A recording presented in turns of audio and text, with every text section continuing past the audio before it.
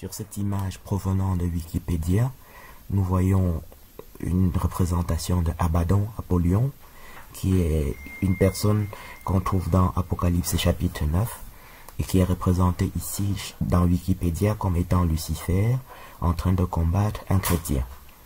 Donc, Abaddon est représenté par erreur, c'est une erreur que Thomas d'Aquin nous a léguée dans Wikipédia comme étant un démon, comme étant le diable. Donc il y a 7 fautes dans cette image. Nous avons déjà fait au mois de juin 2020, l'année dernière, une vidéo complète qui montrait que Thomas d'Aquin, qui est le premier des 40 docteurs de l'Église catholique, était un parfait abruti, comme on peut le voir ici, parce que ça c'est une confusion. Confondre Dieu et Satan, c'est une confusion. Ça veut dire que tu n'es même pas un chrétien débutant. Et c'est ça l'héritage que Thomas d'Aquin, qui est le premier des 40 docteurs de l'Église catholique, nous a laissé. Bon, l'ange de la mort dans toute la Bible, c'est le Christ, c'est-à-dire c'est Dieu, qu'on trouve déjà dans Psaume 90. On dit « Éternel Seigneur Dieu, tu es Dieu.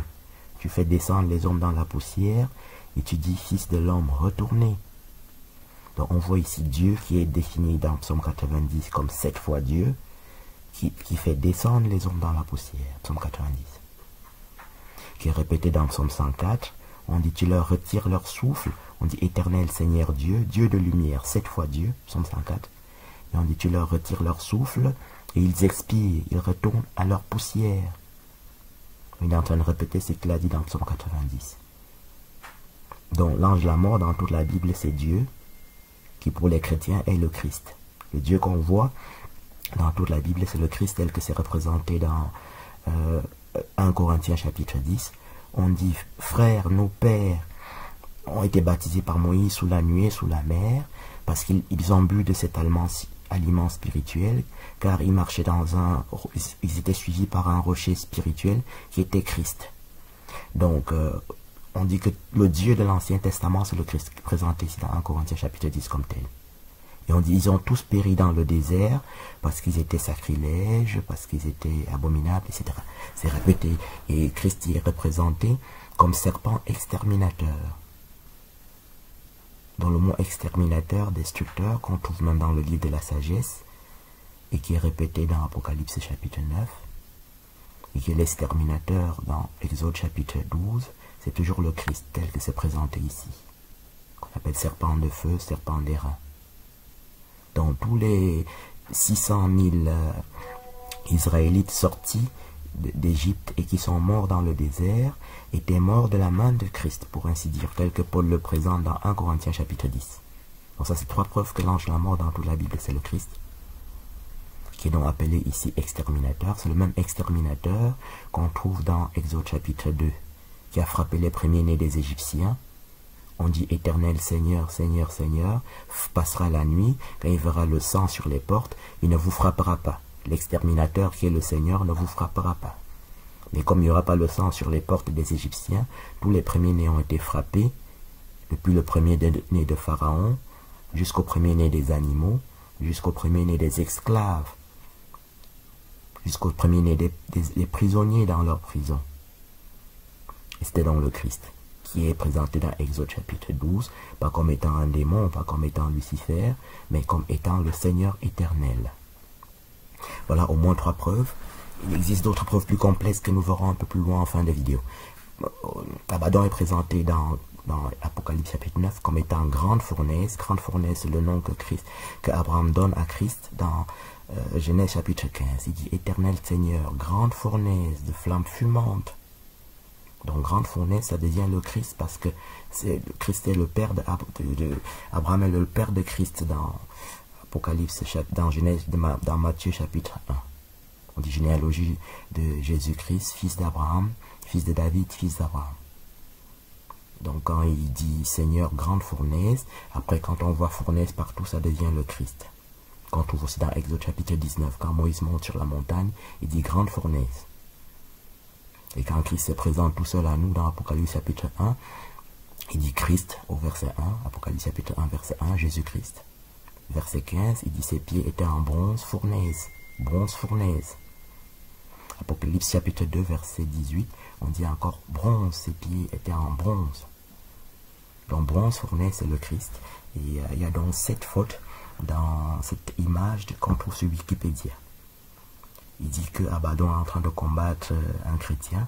C'est une faute parce que dans Apocalypse 9, on dit Abaddon ne tourmente que ceux qui n'ont pas le sceau de Dieu sur le front. Sceau de Dieu, ça veut dire au minimum que tu es un chrétien. Comme on trouve dans Apocalypse 14, on dit qu'il y avait sur leur front le nom de son Père et le nom de Christ et le nom de son Père. Dans Apocalypse 7 aussi. C'est ça qu'on appelle le sceau de Dieu. Apocalypse 22 aussi. Donc Abaddon ne combat pas les chrétiens. Abaddon a aussi la clé de l'abîme qu'on trouve dans Apocalypse chapitre 20. On dit un ange descendu du ciel ayant une grande chaîne et la clé de l'abîme pour lier Satan. Donc la clé de l'abîme qu'on trouve ici dans Apocalypse 9, ça ne peut pas être le diable puisque ça sert à lier Satan dans Apocalypse 20. Donc il y a au moins 7 fautes que nous allons développer en détail qui prouvent que donc Thomas d'Aquin, qui est le premier des 40 docteurs de l'Église catholique, est un abruti parfait puisqu'il a laissé des fautes qui sont de l'ordre.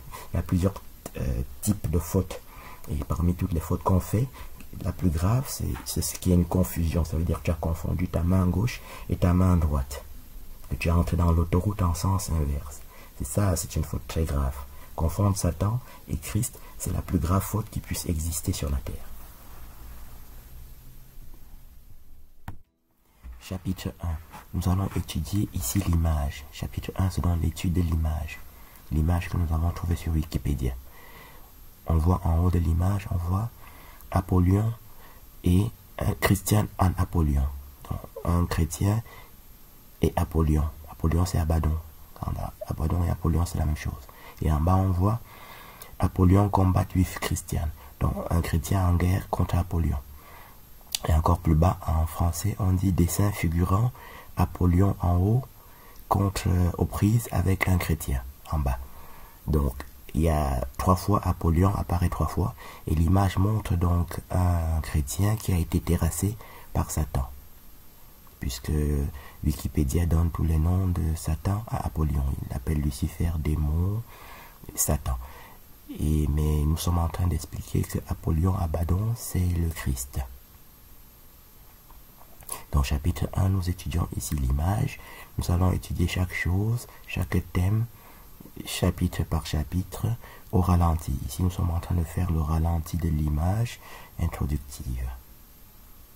Bon, il y a aussi une faute théorique. Il y a 7 fautes théologiques dont nous avons étudié les fautes matérielles. Nous allons revoir au ralenti. Ici, on voit même qu'il y a une faute théologique, qu'il y a 7 fautes théologiques dans l'image. Jamais dans la Bible, un chrétien ne peut être terrassé par Satan. Prenons par exemple Isaïe chapitre 54, qu'on appelle les noces de l'agneau.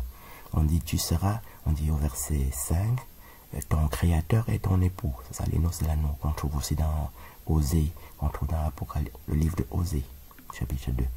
Qu'on trouve aussi, on dit dans le livre de Osée, l'Éternel est ton mari, ton fiancé. Ici, on dit le Créateur est ton époux. Qu'on trouve aussi dans Apocalypse chapitre 19 du verset 7 au verset 10. Beaucoup plus bas dans Isaïe 54, on dit tu seras affermi par la justice, banni l'inquiétude car tu n'as rien à craindre, et la frayeur car elle n'approchera pas de toi. Si l'on forme des complots, cela ne viendra pas de moi. Quiconque se liguera contre toi tombera sous ton pouvoir. C'est Dieu Créateur qui parle à son épouse.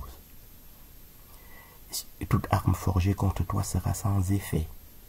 Dis, voici, j'ai créé l'ouvrier qui souffle le charbon au feu et qui fabrique une arme par son travail. Mais j'ai créé aussi le destructeur. Destructeur veut dire exterminateur. Et c'est nous.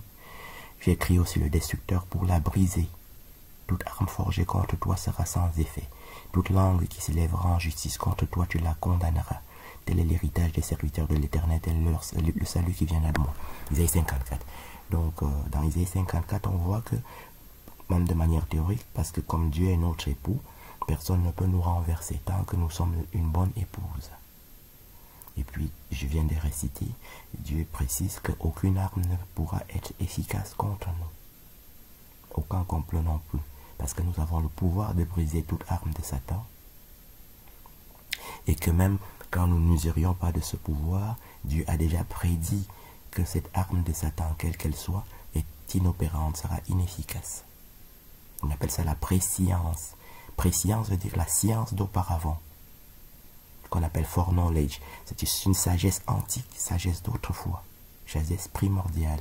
C'est une science qui n'est pas une science d'aujourd'hui, telle que Paul le décrit dans 1 Corinthiens chapitre 2. Donc ça, c'est la première faute théologique. Christ répète ça. Hein. Il dit, je vous ai donné le pouvoir de marcher sur les serpents et les scorpions. Serpent, c'est Satan, qu'on trouve dans Apocalypse chapitre 20. On dit le serpent ancien, le dragon, le serpent ancien qui est Satan et le diable. Apocalypse chapitre 20. Il répète dans Marc chapitre 16, il dit, celui qui croit en moi, ils ont le pouvoir de saisir les serpents. Donc il nous donne le pouvoir de saisir les serpents, qui veut dire aussi Satan. Ils ont le pouvoir de chasser les démons. Marc chapitre 16. S'ils boivent quelques breuvages mortels, c'est-à-dire un poison, ça ne leur fera point de mal. Ils en poseront les mains aux malades et ils seront guéris. Ils parleront des nouvelles langues. Ils ont le pouvoir de saisir des serpents. Saisir veut dire, un serpent vient vers toi, il fuit tout seul, hein, parce que tu vas l'attraper même. Marc chapitre 16. Christ a précisé, c'est dans Psaume 91. Hein. Nous avons étudié Psaume 90, nous allons y revenir au ralenti.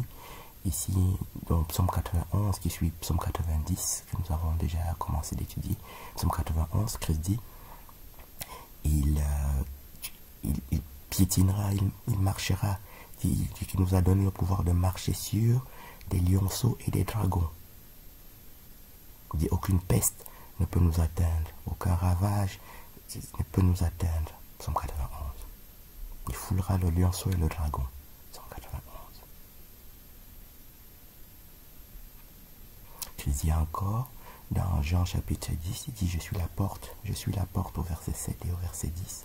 Et un peu plus bas, il dit, j'ai le pouvoir, la veille de sa mort, il dit, personne ne me l'ôte, j'ai le pouvoir de la donner et j'ai le pouvoir de la reprendre. Il a deux pouvoirs, un pouvoir sur le corps et un pouvoir sur l'âme. Et après sa résurrection, dans Matthieu chapitre 28, verset 18, il dit, tout pouvoir m'a été donné dans le ciel et sur la terre. Matthieu chapitre 28, verset 18. Tout pouvoir, il a le pouvoir sur le corps, sur l'âme et sur l'esprit. Il le dit, hein, il dit dans l'évangile, il dit, craignez celui qui a le pouvoir de tuer le corps et de tuer l'âme. Il dit que c'est lui. Hein. Il dit que c'est lui qui tue le corps et qui a le pouvoir de tuer le corps et de tuer l'âme en mettant l'âme dans la géhenne. Il ne le dit pas ici dans l'évangile, mais il le dit dans Thessaloniciens. Il dit qu'il peut frapper l'esprit d'égarement, d'étourdissement. De Thessaloniciens chapitre 2. Qu'on trouve dans Deutéronome. Hein. Il frappe l'esprit d'aveuglement, d'étourdissement, d'égarement. Deutéronome chapitre 28. Tel qu'il avait frappé Sodome et Gomorrhe, hein, les gens qu'il les avait frappés dans Genèse chapitre 19, d'aveuglement, qui est répété dans Zacharie chapitre 12. Il dit qu'il frappe, et c'est un pouvoir qu'il nous donne en fait. Hein. Dans Jean 14, il dit, celui qui croit en moi fera les œuvres que je fais, il en fera des plus grandes. Donc nous qui sommes l'épouse de Christ, nous avons plus de pouvoir que le Christ. Hein. Je ne dis pas ça sous ma responsabilité, je dis ça sous la responsabilité de Christ parce que c'est ce qu'il a dit dans Jean 14. Donc nous-mêmes avons un pouvoir sur le corps, sur l'âme et sur l'esprit. C'est-à-dire par exemple théoriquement et même de manière concrète de frapper l'adversaire d'aveuglement, d'étourdissement, de délire et d'égarement qu'on trouve aussi dans Zacharie chapitre 12. Il dit je vous ai donné le pouvoir, il est en train de parler de ça. Hein. Il ne donne même pas un pouvoir équivalent au sien. Il dit dans Jean 14 qu'il fera des œuvres plus grandes encore. Donc il y a une faute théologique qui est grave que nous allons détailler. Il y a 7 fautes théologiques ici dedans, puisque Satan ne nous terrasse jamais. Cuirasse, on trouve dans Apocalypse chapitre 9, on dit cuirasse de feu. Dans Psaume 7, on dit les traits enflammés du démon, les flèches enflammées du démon, qu'on trouve dans Éphésiens chapitre 6. Et si Satan nous envoie des flèches enflammées, nous ne pouvons théoriquement contrer ces flèches qu'avec un bouclier de feu, qu'on appelle ici dans Apocalypse 9, cuirasse de feu. Bon, Christ dit dans Apocalypse chapitre 4 qu'il est, on dit sur le trône, il y a une pierre de jaspe et de sardoine. Le jaspe, c'est une pierre brute. Christ, c'est une pierre brute hein, qu'on trouve dans Apocalypse chapitre 20 et dans Deutéronome 27. Donc, pierre, c'est le Christ. Quand tu dis rocher, pierre, etc. C'est le Christ. Caillou même, c'est le Christ aussi. Il dit, je donnerai un caillou blanc dans Apocalypse 2 et dans Apocalypse 9. Et 3. Donc, pierre, caillou, rocher, c'est le Christ qu'on trouve dans Isaïe chapitre 5. Il y a un tourbillon qui est un chérubin. Et il dit donc que le Christ est donc une pierre brute et la sardoine et il dit donc sur le trône il y avait une pierre de sardoine et la sardoine c'est une pierre qui est noire dans sa forme, qui est noire comme du charbon. Dans sa forme brute, c'est-à-dire quand elle n'est pas travaillée par l'orfèvre. Elle est totalement noire comme du charbon. Et dans Apocalypse 9, on trouve Hyacinthe, qui est aussi une pierre noire comme du charbon, sous sa forme brute.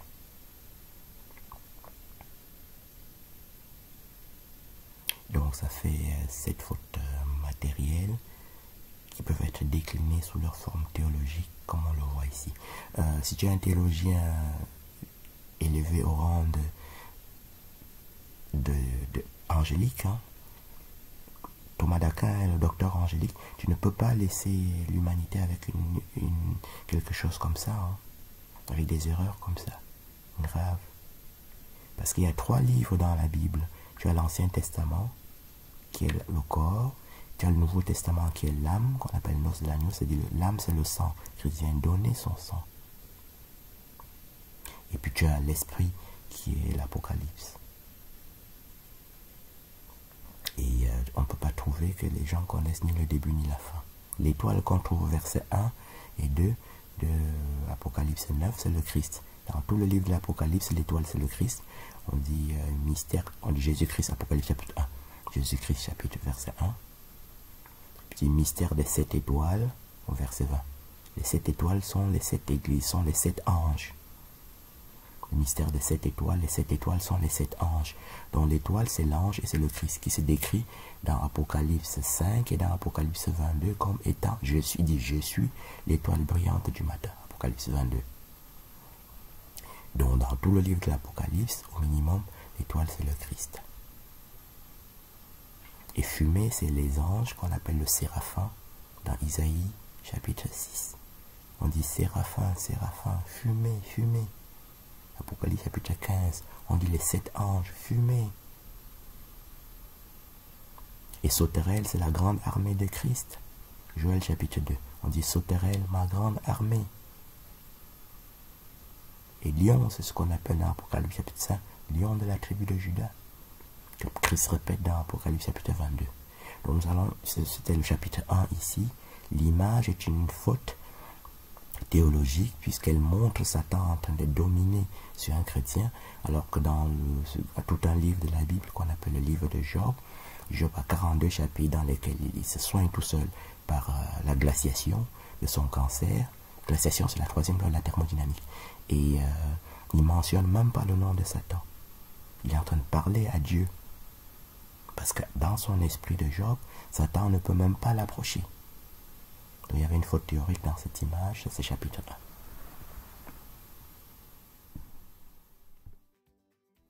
Chapitre 2, définition de la grande tribulation. Apocalypse chapitre 1. Jésus-Christ, Jésus-Christ, Jésus-Christ, avec un point d'exclamation. Tous se lamenteront à cause de lui. Oui, Amen. Apocalypse chapitre 1, du verset 1 au verset 7. Tous se lamenteront au verset 7. Tous se lamenteront, c'est comme quand il y a un tsunami. En 2004, il y a eu même en 2011, 2004, il y a eu un puissant tsunami dans l'océan Indien et on montrait des images où il y avait des gens qui étaient en train de se lamenter. Et quand tout le monde se lamente comme ça fait un bruit qui est très très important. Et ce n'est même pas le bruit qui est impressionnant, la lamentation vient du cœur. Donc tu es en train d'exprimer une douleur qui est dans le cœur, qui est dans l'âme. Et c'est pour ça que nous qui entendons ces pleurs-là, à ce moment-là, nous souffrons avec ces personnes-là que nous ne connaissons pas. Donc ici, ça c'est la définition primordiale de la grande tribulation. Et c'est, on dit, à cause de lui, c'est-à-dire à cause de Jésus-Christ, qui est cité au verset 1, et dans les versets suivants, et même avec un point d'exclamation. Tout Apocalypse 1 décrit le Christ, qui est présenté comme mystère, 7 étoiles.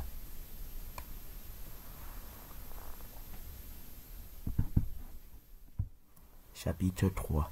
Apparition du mot grande tribulation au sens littéral. Apocalypse chapitre 2, verset 22. Une grande tribulation.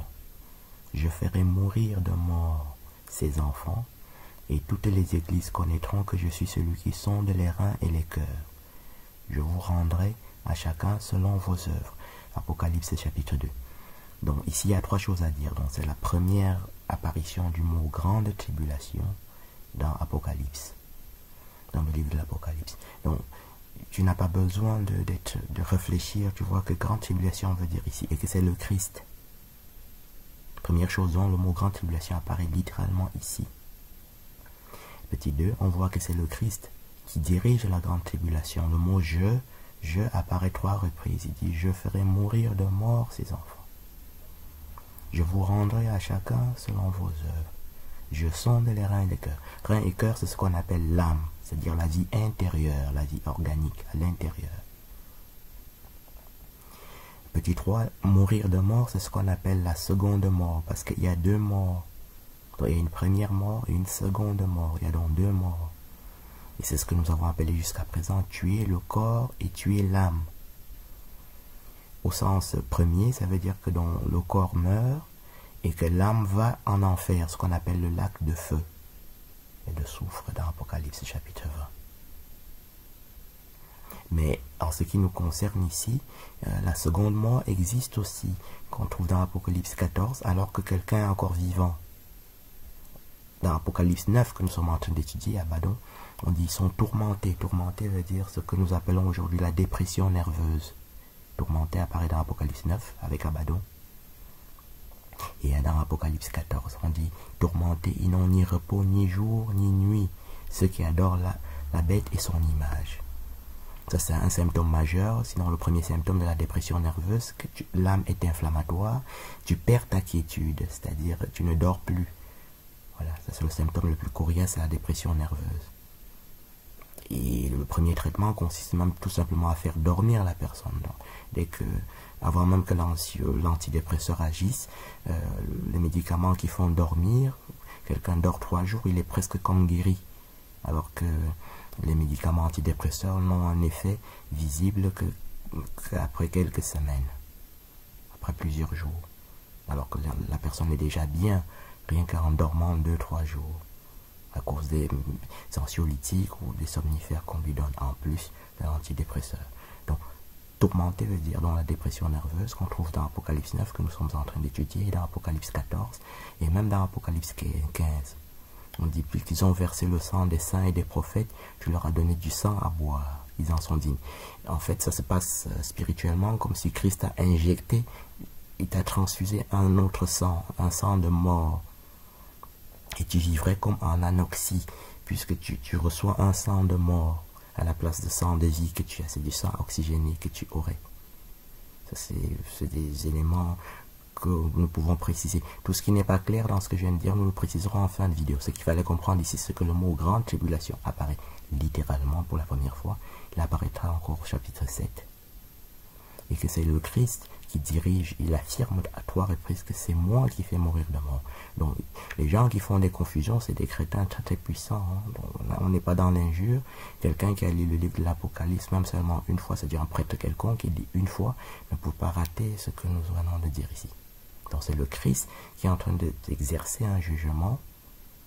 On peut ne pas comprendre pourquoi exercer ce jugement, mais imputer ce jugement à Lucifer ou au diable, c'est vraiment surprenant.